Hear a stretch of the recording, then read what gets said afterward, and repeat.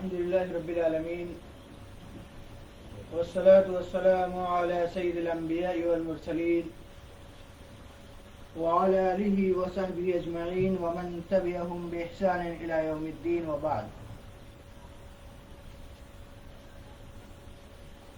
ناظرین کرام،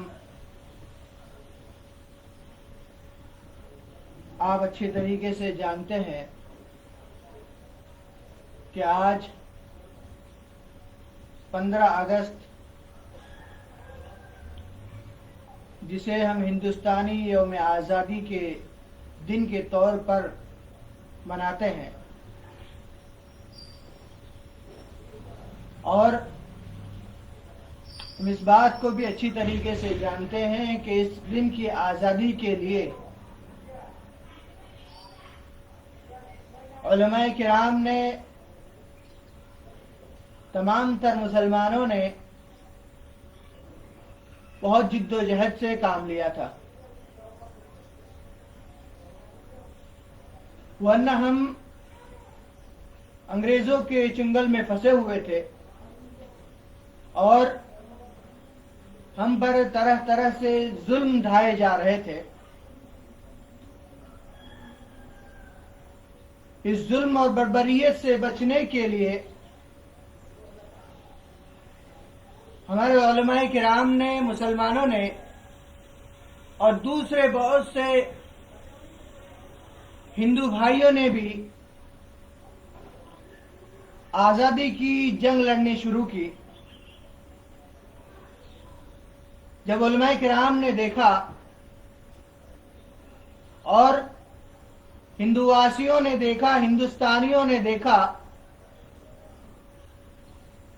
کہ انگریز آہستہ آہستہ ایک ایک صوبہ کر کے پورے ہندوستان پر غالب آ رہے ہیں، انہیں خطرہ سا لاحق ہوا، تو انہوں نے اندر ہی اندر جنگ شروع کر دی، ایک دوسرے کو آگاہ کرنا شروع کر دیا کہ یہ انگریز لوگ ہندوستان کے اوپر پوری طریقے سے چھا جائیں گے اور ظلم و بربریت ڈھائیں گے۔ لہذا ایسا ہی ہوا اور انگریز آہستہ آہستہ اولن تو وہ تجارت کی غرض سے آئے تھے، لیکن بعد میں انہوں نے پورے ہندوستان کے اوپر قبضہ کر لیا اور ہندو مسلم تمام تر لوگوں کے اوپر ظلم و ستم ڈھانے لگے۔ تو اسی وقت سے علماء کرام نے بھی فتویٰ جاری کر دیا کہ اب یہ ہندوستان دارالحرب ہے، یعنی یہاں پر جنگ کی جائے گی، اور بہت سے علماء کرام ہیں جنہوں نے اس جنگ کے لیے اپنی جانوں کو نچھاور کیا، اور جب تاریخ کا ہم مشاہدہ کرتے ہیں، تاریخ کی کتابوں کو دیکھتے ہیں، ان کے اوراق گردانی کرتے ہیں، تو ہمیں معلوم ہوگا کہ دہلی سے لاہور تک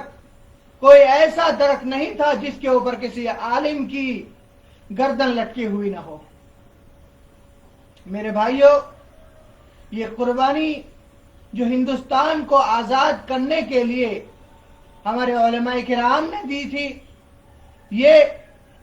ہمیں خوشی و مسرت کے ساتھ ملی ہے۔ انہوں نے بڑی محنت اور مشقت کے ساتھ اس جنگ کو لڑا ہے اور اس خوشی کو ہمیں دیا ہے۔ میرے بھائیوں،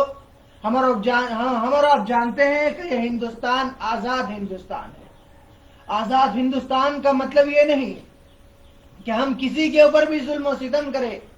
اور ایک دوسرے کا حق مارے، بلکہ آزاد ہندوستان کا مطلب یہ ہے کہ ہم اپنے دین کے اوپر عمل کرنے کے اندر آزاد ہیں، اور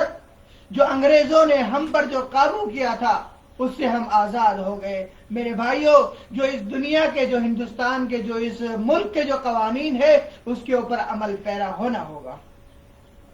اور میرے بھائیوں، یہ جو ابھی جو ماحول چل رہا ہے کورونا والا، تو اس کے اندر بھی ہمیں